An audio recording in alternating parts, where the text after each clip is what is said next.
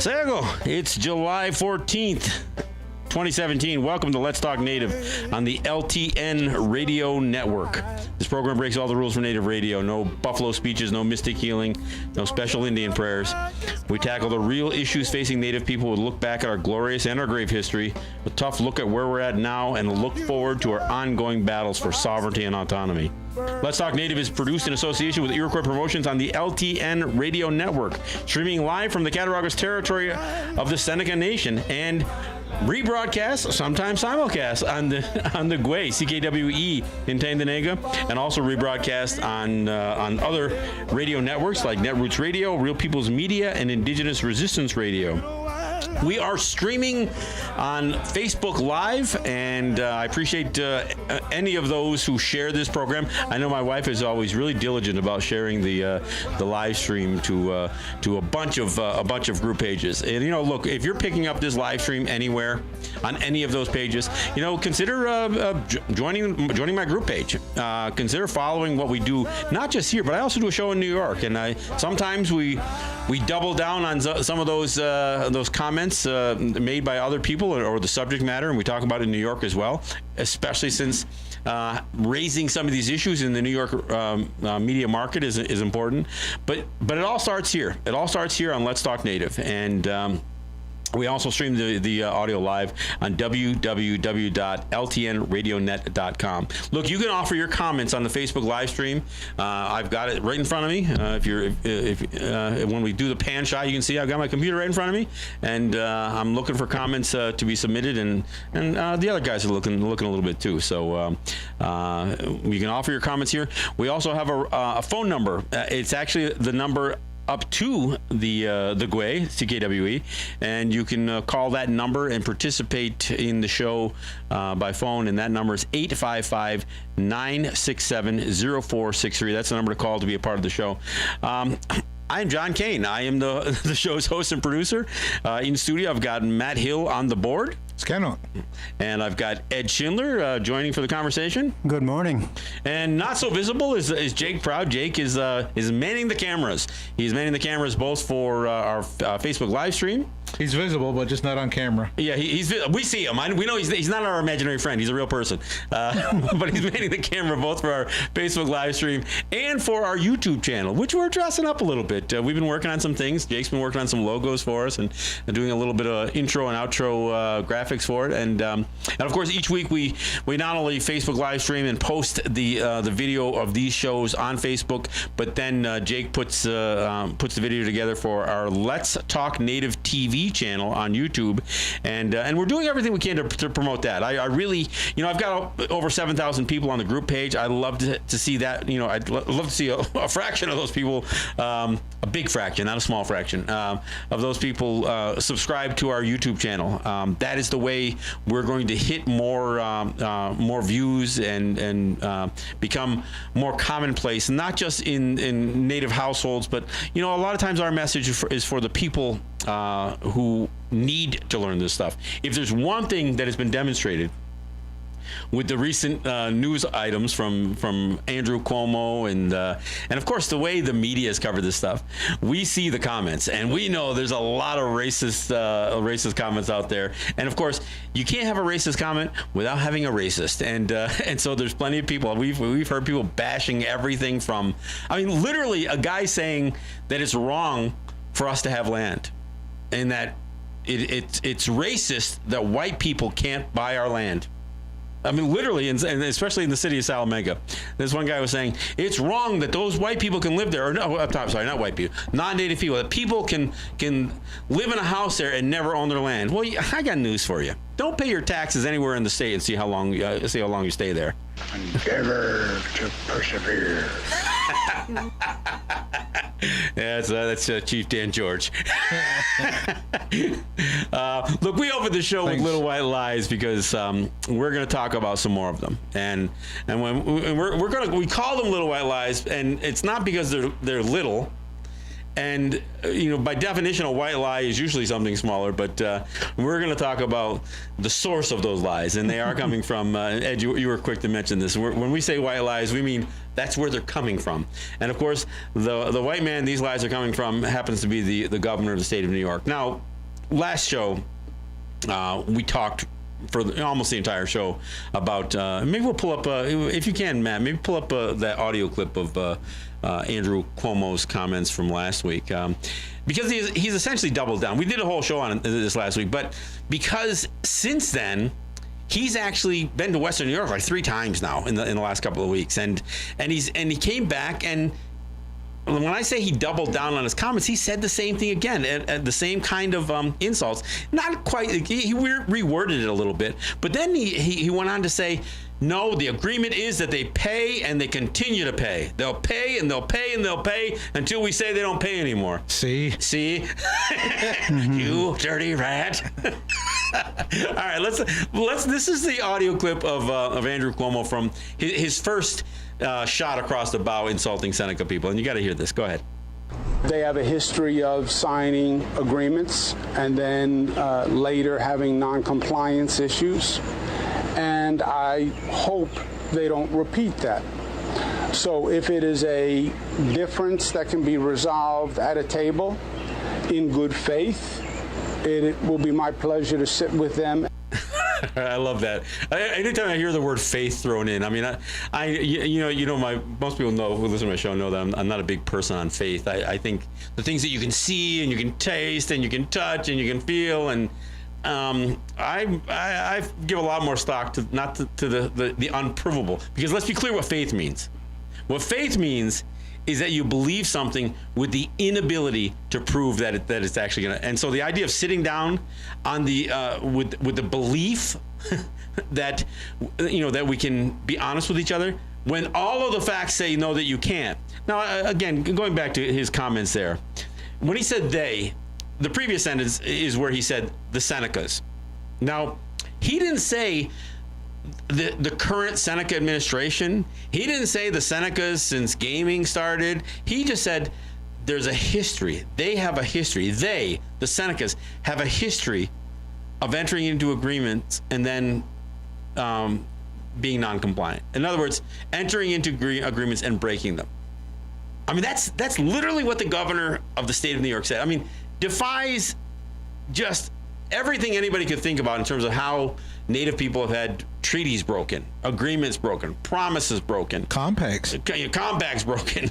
And like I said, he did double down, and maybe I'll even pull up some of his comments here if I can find them. But he said the same thing again. And when he was questioned by a reporter, well, first off, let me back up. One of the biggest problems I have is when Cuomo makes those comments and he says they have a history of entering into agreements. Now, if you'd have plugged any other people into that they, if that pronoun was going to represent Jewish people or black people or Muslim people or anybody else, all hell would break loose. I mean, there would be so many people raising hell. I mean, you would think that the media, when they hear somebody say something that outrageous, why didn't Channel 2 say, wait a second here, are you sure am I hearing you right? I mean, are you suggesting that the Senecas have a history of breaking agreements? I mean, I'd have asked him that. I mean, instead of, at least then he would have been forced to clarify, well, I'm only talking about since gaming. But you know what? Let's analyze that. Because when he's talking about the history, if the history he's talking about is the gaming compact, well, let's back up a little bit. Because it is clear that New York State is the only party that has broken that agreement. And you know what? The governor admitted to as such. Back in 2013, when they resolved or settled, reached a settlement on the state's breach of the exclusivity provision of the compact, when they came to terms with that, and here's what happened: the state opened up gaming facilities within the exclusivity area, and of course, why would the state offer exclusivity? Because they were being paid dearly for it. They were being paid an exorbitant amount, an amount that was far exceeded the value of the exclusivity that they were offering. And in fact, They offered an amount that would increase over time, not just because of the sliding scale, it went from 18 to 22 to 25%, but it would also increase not just because of the percentage, but because of the continued investment that the Seneca Nation would make in its gaming facilities. They would add facilities, they would expand facilities. So, I mean, over the course of 14 years, the state took $1.5 billion in revenue in. And what did they offer in exchange? First, it was supposed to be non-competition in a 15-county area, including all of Western New York. But that didn't happen. The state opened up 3 casinos, and they called them casinos, at racetracks right within that area. The state, and so what did the Senecas do? The Seneca said, you guys are violating this thing. And the state said, no, we're not. They said, no, you really are. You're really violating this thing. You are now our competition. I mean, you were kind of our competition when you were, with your lottery stuff, but we'll give you a pass on that. But this, slot parlors, a couple of miles from our gaming facilities, now you're really breaching it. And I said, oh, no, we're not. So the Senecas opened up the compact, and they said, okay, what are the dispute resolution procedures? What are the provisions for dispute resolution? And here's what they were. They said, if the state breaches this, then the Seneca Nation would hold payments, and by holding them, they wouldn't just keep them. They wouldn't say, okay, we're not paying anymore, we're putting the money in our pocket. No, they put it into an escrow account. I think it was for about 4 years, if I'm not mistaken. For 4 years, they stopped paying the state, and they escrowed the money. And then they launched the provisions that called for arbitration to settle the dispute. Now, here was the problem with some of this, is that not only do you have this money being held up from the state, but the state, in their agreement, was to give 25% of what they got from the Senecas to give it back to Niagara Falls, Buffalo, and Salamanca. And so what the Seneca Nation do is says, we're not trying to, you guys, Buffalo, Niagara Falls, Salamanca, you didn't breach the compact. The state did. We're cutting off our payments to the state. But we can still work something out. But we have to have some assurances that if we continue to pay you, the municipalities, that the state won't turn around and try to double dip and say, well, you didn't pay us, so we're not gonna credit you. All the Seneca Nation said is, look, if we pay Niagara Falls, Buffalo, and Salamanca, whatever we pay them while we're resolving this dispute, going through arbitration or whatever, we want to be credited for that. And the state said no. So the state prohibited the Seneca Nation from making a payment that they would get credit for to these. I mean, the Seneca still got paid them, but it might have been essentially throwing money away. So the state would now allow the Senecas to make this deal. That's why when the thing was all said and done, and I was asked by on a radio show with WBN, they said, well, who are the big winners here? And I said the state is. Niagara Falls was always going to get paid. Buffalo, Salamanca, and the Seneca Nation did retain a third of the escrow money. So just so you know what that means, over 4 years, $600 million was put into that escrow account. And during that time, there was all kinds of racist stuff and hateful things being said by the mayor of Niagara Falls. There wasn't a lot of noise out of Buffalo. I'm going to give Buffalo and Salamanca credit. They didn't jump onto this man. They complained, but they weren't disparaging the Senecas for it. They understood what was going on. But the mayor of Niagara Falls and the governor of the state of New York, again, the same kind of things. Oh yeah, the Senecas are they're just being bad business partners. They're breaking. They're lying. They're cheating. I mean, he said all. Then he threatened them all. Well, we're gonna build a casino in Niagara Falls, and we'll settle it that way. Which so he made all kinds of threats. And of course, the mayor Paul Deister, he actually threatened to let the thing burn if it were to catch on fire. We're not gonna let the fire department go there. Should I do my Paul Deister impression again? Yes. Yeah, those people might be gamblers, but they might not want to gamble with their lives by going to a casino that doesn't have any kind of fire department that will service them. That's not nice. Yeah, I know. That's not nice. That's not nice that he said that. But anyway, that was Paul Deister's. And how do I know he said it, and how do I know he sounded that way? He was because there. it was on the radio, it was on television, and of course it was in print. So that's the kind of stuff that was said leading up to the settlement in 2013. And again, I can't emphasize this enough. Even though there was a dispute over the revenue sharing provision, which included the exclusivity, even though there was a dispute, the Seneca Nation followed the exact protocols laid out in the compact. They didn't breach the compact. They didn't violate the compact. They followed the rules on how to resolve it. They haven't followed the arbitration if there was a dispute. They entered an arbitration. They didn't just shut it off and they put it in escrow. Which was arbitration's not cheap. And it was the state who said, no, let's not see this all the way through arbitration. Let's try to settle this thing. So upon settlement, and the settlement was that the Seneca Nation would retain $200 million of the $600 million. Plus, there was also a dispute about the state sending bills for regulatory fees to the Seneca Nation that were unitemized, and the Seneca Nation says, "We're not going to pay. You're just going to write it on a napkin that we owe $60 million, and you can't tell us what you're charging us for." So the Seneca Nation said, "We're going to keep the $200 million of this $600 million. Take your $60 million out of the share that we're coughing up. We're not paying that $60 million either." So essentially, the Seneca Nation walks out of that dispute resolution with 260 a credit of $260 million. So the state surrenders that. That my point is that the state, when you get sued and you settle out of court, the person who pays. Look, I know they don't necessarily go on the record and admit fault, but the fact that when you sue somebody and they pay you millions of dollars, it is an admission that there was enough liability that you were willing to take a $260 million hit. Not to mention the fact that Cuomo actually went on the record and said, the Senecas did have a valid claim. They had a right to complain. I should have looked for that. I know. We talked about a couple days to do that. But I mean, he did. He went on the record and said, the Senecas did have a case. He didn't admit, wrongdoing still.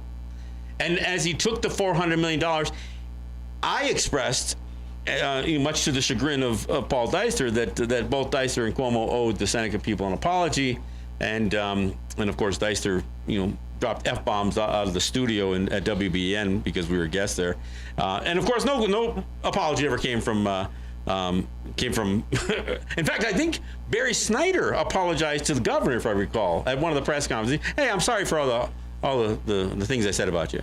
But we didn't hear it come back from the governor that way. So that was 2013. So, and again, I got to admit that when I say this, that the state was the big winners, because I think the Senecas gave up too much money in that settlement. But here's what I wasn't completely aware of, and I'll admit I did look at many of the details of the exclusivity agreement. What I hadn't paid attention to back in 2013 was the fact that the payments started out at 18% for like 5 years, for four years, I guess. And then from year 5 through 7, it went up to 22%. And then from 7 to 14, it was at 25%. There is no mention of any payments or any percentage after 14 years. So in 2013, when the Senecas reached a settlement, I wondered, why would you withhold a third of it but not reduce the percentages down a third? And the simple reason was, we got a couple of years left on this thing. We'll pay it through. We'll suck it up. We'll pay it through, and then we're done. We're done in December 2016. We're done paying anyway. So rather than at that point renegotiate the terms of the provision, of the exclusivity, they just said, no, we'll just let it go. It's over in a couple of years anyway. Or pay lawyers. Well, whatever. So that's part of the logic that the Senecas took in 2013. Cuomo was a lawyer at one time, wasn't he? Yeah. The whole family. He should understand the legal writings that are in a compact. He does.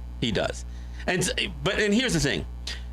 Part of the other reason the Senecas paid out and didn't hold them more to task on this thing is that the compact would renew in December of 2016. And by the letters, or by the words on the compact, the numbers on the compact, it would renew. But there's nothing that renewed about nothing continued with the revenue sharing. So rather than being disruptive, and again, in the interest of goodwill, and frankly, I think the Senecas were scared. They were scared that the state would not come back to the table and would not renew the compact in 2016. That was the language. I mean, I talked to some counsel and says, well, if we didn't pay them something, they might walk away in 2016. And of course, I was of the attitude that let them walk then. Let them walk. They can't shut you down. The state can't shut down a gaming facility. The feds could, if they had cause, which would, even that would be ugly. But the state couldn't essentially say, we're not going to enter into the compact in 2016 because you guys won't pay us anymore. So we're going to shut you down. No, I mean it would be against the law, federal law, for them to do that. So anyway, the Senecas make their deal in 2013, knowing that this thing's going to end in 2016. But here's what happens: as the first leg, the 14 years with a 7-year renewal, the 14 years of the compact, when it came down to the wire, where it's about to renew automatically, there's language in that leads up to it that says if either side has some adjustments, or some variations they need to suggest or add to the compact, they need to do it 30 or 60 days. There were certain deadlines that said, okay, if we have to make any alterations, added provisions to the compact, we will submit those requests for changes, 30, 60, 90 days in advance.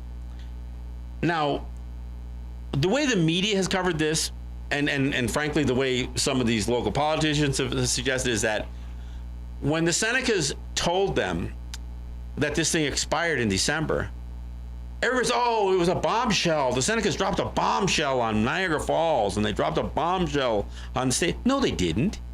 Those were words. It was right there in the compact. And you know what? Deister or city councilors or Byron Brown, or Andrew Cuomo, for them to pretend and to fake like they were caught off guard. No, you weren't. We got the buzz back here. We know that there were people within the administrations of these municipalities and of the state who said, this language doesn't say anything about going past 14 years. And you know what? You know how you can tell? You can read the damn thing. You can read it. There's no language in the compact that says this thing will go past 14 years. And some of them knew it. So when some of the powers that be in Niagara Falls said, hey, there's nothing in here that shows any payments going past 14 years. And they actually raised the question with the state. And what they were told from state officials, don't worry about it. Senecas will keep paying. Kind of like what Cuomo just said this past week. The Senecas will pay, and they will continue to pay. I mean, who is that? Herman, whatever his name was, down in Munster? No, the state senator down in Manhattan. I'll think of his name in a minute here, but he's another one who suggested that. The Senecas, our Senecas, said that they're going to continue to pay. I don't know who his Seneca was. Apparently, he owns one, I guess, but he doesn't seem to be on council. But so when the question got raised, I said, no, don't worry about that. We're going to make them pay. And then there was some sense, and I saw this thing there's this terrible newspaper in Niagara Falls called The Reporter, and there's this terrible reporter for The Reporter called Mike Hudson. He had made some suggestion that when they settled this dispute in 2013, that both sides agreed that they would stay in this compact for 20 years in an MOU. And that's what Cuomo keeps saying. Well, it may not say in the compact, but the MOU says they'll keep paying. Really? It's funny, because after 6 months, this guy who you asked, man, he's a lawyer. Yeah. This lawyer who serves as the governor of the state of New York, he hasn't pulled one line from the compact or from the so-called MOU that substantiates his. He said the Senecas are wrong. They can say that they fulfilled their obligation, but he said that's not a fact. You know what? It is a fact. And here's another fact. The fact is, you haven't produced a single line from any agreement that suggests payments would continue past 14 years. Was that Herman Farrell? Farrell, yeah. That's who it was. Okay. Thanks for that. But yeah, he's the guy who said he has a Seneca that told him otherwise, apparently. But I mean, so this is where this conversation is going. And like I said, the governor made that comment that we played earlier, but then he doubled down and said it again. And again, he said the same thing. Yeah, the Senecas enter into agreements and then don't follow them. They don't pay. They don't pay up on their agreements. That's literally what he said this week. And then a very strong statement came from I guess it was from the president of Seneca Nation, Todd Gates. And I think he took him to the woodshed. I think he took Cuomo to the woodshed. You know, kind of what we're doing here. I mean, here's what he didn't say. And again, I'm not condemning him for it, but here's what he didn't say. What he didn't say is, we have no need to meet with you. Right now, once this payment term had expired, and then the only bombshell that was dropped was when the Seneca Nation realized that the state, Niagara Falls, Buffalo, and Salamanca were still putting money in their 2017 budget. I mean, when they learned that, they said, I guess we're going to have to tell them because apparently they're not paying attention to this. They're just assuming we're just going to keep paying forever. Forget about whether the exclusivity is even has that value, but the state put $120 million into its budget this year. And I would argue that there's no way the state is providing anything that is worth $120 million to the Seneca Nation. And it's not required. The Niagara Falls doesn't need to do it. Buffalo doesn't need to do it. And Salamanca doesn't. The state had to provide something. And what they provided was this exclusivity that isn't worth that much, especially since they can breach it. They can breach it with slot machines. They can breach it with, racetrack casinos. And now they went and they passed, they changed their constitution so they can have Class 3 gaming. And they've got it right on the fringe. Oh, yeah, we're at the bottom of the hour here. Yeah, we'll take a break here at the bottom of the hour, and we're going to go with... Did you say John McLeod? Yeah. This is a great song, folks, and I'm a little partial to it because the song's called Razor Wire, and I hate to interpret the song for you, but I know where the song comes from. The notion of razor wire has to do with being in prison, and seeing... coming, and listen to the song, you'll appreciate it. But as a Mohawk, knowing how razor wire was also used in Oka and in Gunasadage and in Ganawage, and this is kind of the anniversary of that. This is July 11th was the anniversary of the start of the Oka crisis. Mm-hmm. So when I envision razor wire, I have my own experience of spending a couple of years looking up at razor wire, and this is John McLeod's song Razor Wire. So tune in.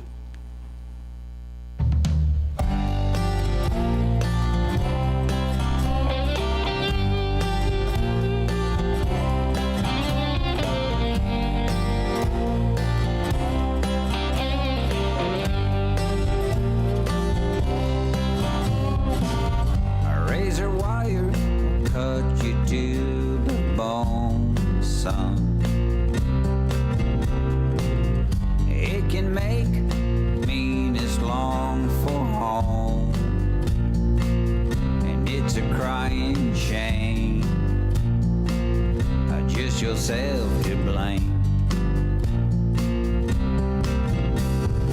Every morning when the sun comes up, you stand in your cage like a little pup.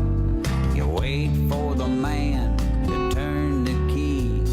You step outside to greet a razor wire. It's a crying shame. Late at night, when all the killers are down, I hear the teardrops splashing on that concrete ground. It's a dangerous game. They cry for their own pain. A razor wire pain. Watch it gleam on that sunny day, tempting you to try beyond your way. You try to swagger like you don't care, but you're all wire's glare. A razor wire, it's a scary game. A razor wire's game.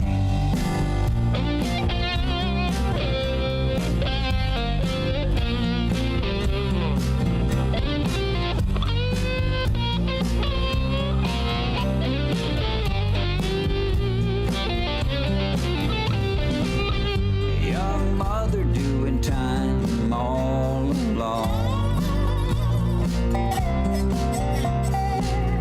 thinks of her babies and she cries for home. Worst kind of pain, a baby mama's pain. Squeeze the bars till her hands turn blue. A razor cuts her raindrops in two. She hears the screams from down the hall and slips back to the world of hell. Razor wire, it's a lonely game. A razor wire plane. All right. Hey, thanks for coming back. Hey, I want to mention my sponsors, the sponsors for this program. And you know, some of these guys who sponsor this program also provide me with the ability to make the trip to New York each week. I'm not hired by a radio station. I'm community supported as a voice. And I'm community supported as a voice, not only here, but in New York. So my sponsors, Ross and Holly John from the RJE family of businesses, Eric White in ERW Enterprises, friends like my friend Ed Schindler here, Tracy Brown, Cynthia Trice, Neville Spring, Sugar Montour. And there have been others in the past who helped us keep this show going. And we're in our 8th year.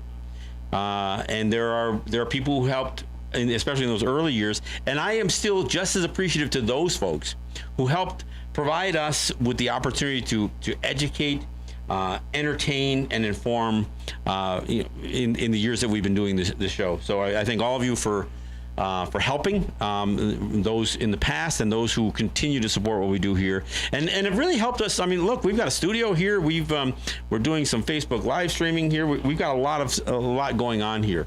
I want to thank our broadcast partners, Unity Stream and Apache Radio Net, for providing our streaming. I also want to thank CKWE for not only simulcasting and rebroadcasting shows like this one, but also providing us with some phoning capability. I want to thank Netroots Radio, Real People's Media, Indigenous Resistance Radio, and all of you, including my wife, who share the Facebook live streams. And I'm hoping as we continue to do our Let's Talk Native TV, I hope many of you will share the YouTube videos as well, and we can get some of our subscriber list up. Again, we couldn't do this without the support from the people who support us as listeners, as people who weigh in, and of course the people who financially support our ability to do this, pay the bills, do the things that we need to do to stay on the air. So I want to thank all of you. Look, during the break, Ed, you brought up a point. I think what people have to realize, and I can't say this enough, when I hear the governor suggest that we are somehow obligated, that he is entitled as a representative from the state of New York, and that somehow Native people are required to pay, that somehow there is something in the relationship or in the whole endeavor of Seneca Nation or the Oneidas or anybody else doing gaming that require these Native facilities to make a payment to the state. That's just categorically false. In fact, it is against the law, against the Indian Gaming Regulatory Act. It is prohibited by federal statute for the states to impose a fee or a tax against Native gaming.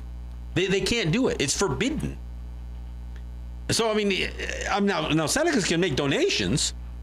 They also can try to come up with an equitable plan by which the state provides something of value, and the Senecas, or in this case the Senecas, would share revenue for that thing of value. But there's a standard for that.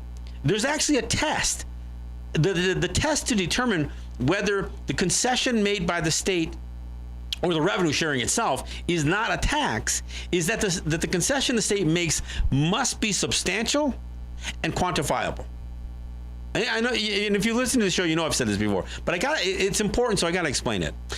When the Interior Department says that the state has to provide a concession that is substantial, what they mean is what they give in this concession has to be somehow equitable and on a level playing field with the dollars that they receive. And because the other requirement is that it's quantifiable, it should be clear that what the state is giving, you can put a dollar value to. Now, there is no way in hell that what the state provided in their so-called exclusivity scheme was worth $1.5 billion over 14 years. Because, like I said, over those 14 years, the Seneca Nation not only did the provision call for an increase in the percentage, but the Seneca Nation enhanced the whole gaming industry that they participated. They spent billions of dollars more expanding their facilities. In the latter parts of there was a time that the state was getting almost $200 million. $200 million from the Seneca Nation in a single year. Now that's dropped off.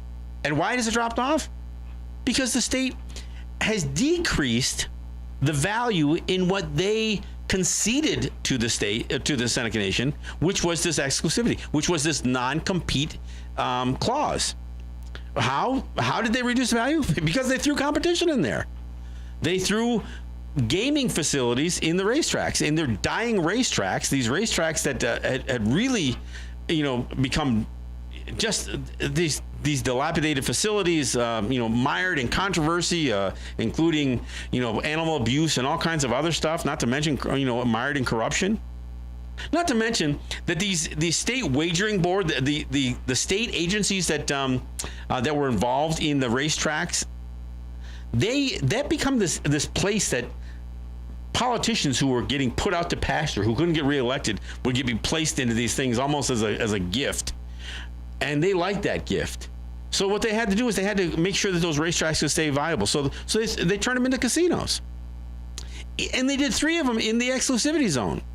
On top of that, what did the state do? The state lobbied and altered their constitution so they could have, full-blown slot machines and casinos. Now, I would argue that the exclusivity the state offered had no value from the start because, frankly, the state couldn't compete against the Seneca. Say, well, we're going to give you a non-competition clause. When their own laws prohibited them from competition, then what did they give? And that was the case that you were making, Ed. You said, yeah. I mean, how do you say that they gave something if they couldn't open up a casino anyway? And they couldn't. And you know what? When they could, they did. And when could the state finally open up casinos? When they used native gaming as a way to massage their constituency to say, gaming's not a bad thing. Now look, we're getting a lot of money out of native gaming, and we can get a lot more if we do it ourselves. It was also a business plan model that they followed to see what worked, what didn't work. They didn't have to risk anything for the business for the learning curve. They got to do it all on the backs of native gaming, and basically use that capital as a capital investment as well, right? Yeah, sure. Technically, they could probably. I don't know if they did or not, but I mean, that was possible that they used the money for building their own stuff. Yeah, I mean, where did $1.5 billion go from that went to the state? I mean, it certainly didn't build tourism that impacted Seneca gaming. Whatever the Senecas did to enhance their game, they did it totally on their own. They got no support from any of the cities or from the state. So that certainly didn't happen. But I can't. What'd you do? Did you lose something? The volume dropped. I was just wondering if it was on here. Do I need to talk louder? No. I don't know. But again, the point is that the state had actually reduced the value of what they were conceding for that 120, almost $200 million a year. And now it's been reduced so much that if you were to look at gaming in New York State, there's nothing that the state can offer anymore. I mean, they've saturated the market. And how do I know this? Because there's actually bills in the legislature today that the governor's already committed and said, I will sign it if it gets passed by both chambers. I will sign a bill that reduces the amount that the racetrack casinos have to pay the state. And from what I understand, Del Lago, the closest state licensed casino, which is on the other side of Rochester, certainly within the same market as the Seneca Nation, they aren't making any of their marks, and they're looking at asking for a reduction too. So, and now closer to Albany, in Schenectady, they have a place called the Rivers Casino, and that's not hitting any of their forecasts either. So state gaming isn't doing well. And why? Because you saturate the market. You know, I've heard lots of people say, "Oh no, the state could support lots of gaming." Yeah, they could, if they had a tourism industry. If people were coming to New York, like they go to Nevada, sure, yeah, because now you're not saying the constituency of New York, the residents of New York, have to float the entire industry, but that's the way it is now. I mean, obviously, the difference between the Seneca model and the New York State model is the Senecas have gaming that relies not on Senecas to be the patrons, but on people outside the Seneca Nation. New York State hasn't adopted that model. They know that most of the people are within a 50-mile radius of the casinos and the gaming facilities they have. And here's the other thing, and I've said this before, where the Senecas, all of the dollars that come into the Seneca Nation are still spent right here in Western New York. There are not shareholders of the Seneca Nation that live in Malaysia, and there's not shareholders that live in New York City. I mean, there may be some Seneca residents or Seneca and rural Senecas, but they aren't making these dividend payments. These are not corporations, multinational corporations that run native gaming. They are the native territories that spend all of their services are local here. Most of their vendors, I mean, by a long shot, are from the immediate area. And the Seneca people themselves, they spend all of their dollars right here in Western New York. The same can't be said for the owners of these gaming facilities, and frankly, Delaware North is a company that certainly has a reach outside of New York State. Not every dollar Delaware North spends is spent right here in New York. So it really is apples and oranges. But the things that I can't impress upon enough is the state is refusing to acknowledge that there was a sunset, a term limit to the payment. And the fact that the Senecas had to tell the municipalities and tell the state, look, this thing ended last December. We're going to send you the last payment in March, but that was the deal. It was 14 years. So I want to be clear. The reason the Senecas are no longer paying is because the compact said it was for 14 years. That was the term of the payment scheme. This isn't the Seneca Nation being upstarts or being uppity with the state. This isn't a protest. This isn't a demonstration. This isn't a strategy. It's a contractual agreement. It's a contractual agreement. I mean, and it can't be any clearer than that. But the bottom line is the term was for 14 years, and the term ended in December. And the state never batted an eyelash about it. They seem to ignore it. But here's the thing. Yeah, it ended in December. Now, here's the other thing the media keeps doing. The media keeps saying, oh, the Senecas have made it clear that they're willing to sit down and renegotiate a revenue sharing agreement with the state. No, they haven't. Those words have never been spoken. The Seneca Nation has never said that they are prepared to sit down with the governor and resolve a revenue sharing agreement. No, that's not what they said. They have said they're willing to sit down with the governor, although council is now saying, we're not going to sit, unless this guy apologizes for Not now. we're not going to meet with you now.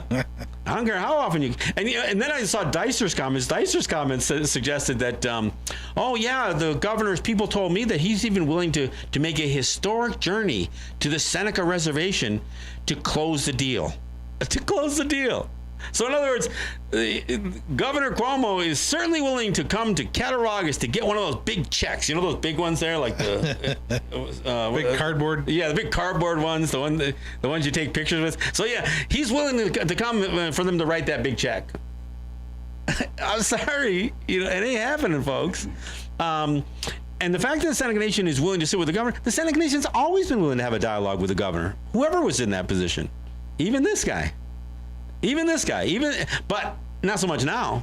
No, if you're gonna insult us, if you're gonna disparage us publicly, if you're gonna go in front of cameras and microphones and really disparage our character and suggest, almost with complete amazement, it suggests to the world that the Senecas have broken agreements with the state of New York, or that they have a history of breaking agreements. Does he have any idea what the treaty relationships have been with the United States and New York State with Native people? How many times the Senecas have been screwed by the state and the federal government? And we can talk Inzua, we can talk about the Indian Citizenship Act, we can talk about fraudulent land deals, over and over and over again. I mean, the fact of the matter is, there is a clear there's clear language in the Canandaigua Treaty that says the land here is not part of New York State, but New York State every day will insist. I mean, they've got guys, they got this golden guy down in Brooklyn who still thinks that he can tax what we do here. I mean, they can't tax gaming. The federal government said, no, you can't do that. That's a violation. It is prohibited by law. And even to the extent that they have done everything they could to undermine our ability to be in the tobacco business, even their what they call their landmark decision, the Attia case. The Attia case is, look, taxing a New York State wholesaler that sells to them is one thing, but that's a different thing from taxing Native people themselves or taxing an activity. I mean, so the language in their law, in federal law and federal court, precedents, there's nothing in their law that gives them the kind of authority they keep trying to wield. That's the dishonesty. That's the little white lie that Andrew Cuomo is telling over and over and over again. And to suggest that somehow the Senecas have a history of breaking deals. They were the ones that were non-compliant in what was settled in 2013. They were the ones who broke the deal. And you know what? Even the MOU that Cuomo is somehow suggesting has altered. The MOU didn't alter the compact. It didn't rewrite the compact. But what it did is it made it very clear that there were certain things the state was supposed to do that they have still not done. They are not compliant even with the MOU. And what am I talking about? I'm talking about itemized billing. Itemized billing. And you remember when I said the Seneca Nation, even when they were withholding payment to the state, for those 4 years leading up to 2013, from 2009 to 2013, and they said they would still be willing to work something out with the local municipalities. They said the exact same thing here. As this thing is ended, the Seneca Nation could not have made it clear. And I've listened to Morinello or Morinelli or whatever his name is, and I've listened to Deister and now even Mike Smith down there in Salamanca. And these guys are saying, well, we have expenses. These casinos cost money. Well, you know what the Seneca Nation said? They said, submit a bill then. In the past, that 25% that they sent to New York State, and then 25% of that came back, it covered some of the expenditures that the municipalities were outlaying. But the Seneca Nation said, look, if you got a bill, if you're incurring an expense because of our presence here, let us know what it is. Give us a bill. Itemize it. Don't do like New York State and send me a $60 million bill.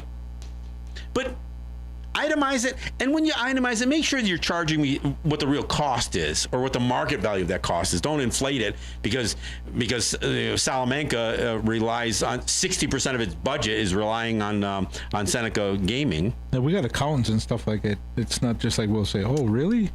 Yeah. Well, okay. I mean, so if there's a water bill, if there's an outlay of some expenditures because of the fire $43 million department water bill. or the police department, or I mean, in the case of the Salamanca, the Seneca Nation built a sewage treatment plant, so that's not a cost to the that's a benefit to the city of Salamanca, not a cost. But the Seneca's made it very, very clear.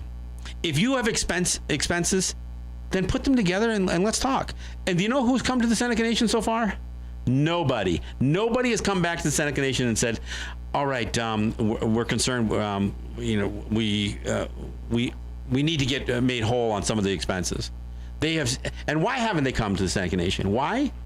Because of the moron in Albany. Because this insulting, disparaging governor in the state of New York is still convincing even Mike Smith, a Seneca, who happens to be the mayor of the city of Salamanca. He's even convinced him, because I just saw his comments in the paper this last week.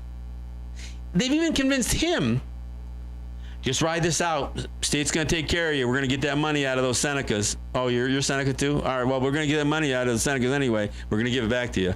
That's what the governor's saying. No, they're going to pay, and they're going to continue to pay. That's what the governor's saying.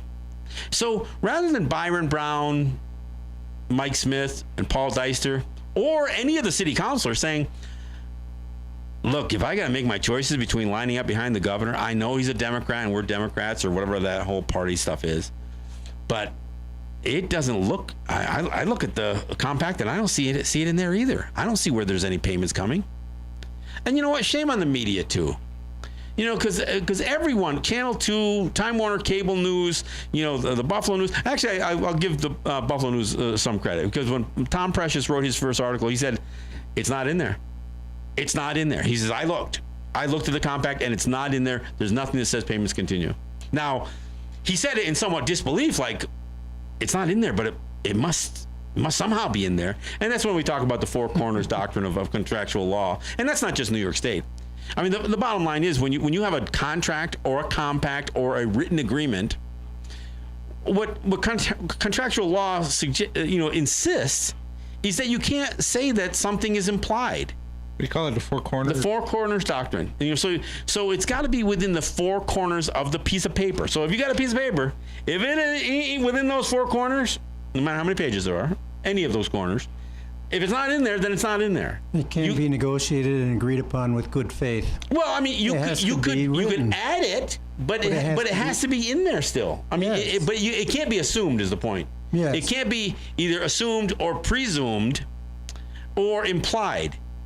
There's no such thing as an implied stipulation in a contract. No, it has. I mean, that's an oxymoron. Implied stipulation? No, that's an oxymoron. Because it's either stipulated or it's implied. There's no such thing. That's like I don't know, voluntary compliance, right? Oh, I forgot. That's an American thing too.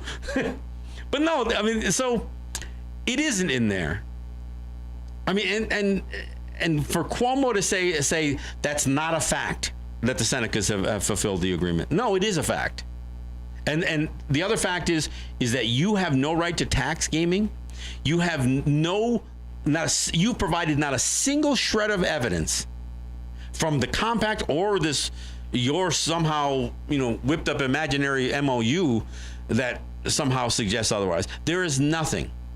There is nothing there. And I'll tell you, the Seneca Nation not only has really no reason to meet with the governor of the state of New York, because if they think they're going to renegotiate a revenue sharing agreement, they're wrong.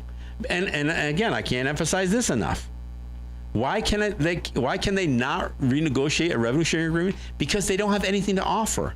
They can't offer an exclusivity. They've given contracts. They've given licenses to Delaware North and in Wilcott or wherever it is out there in Rochester and in Schenectady. They've given out licenses for gaming.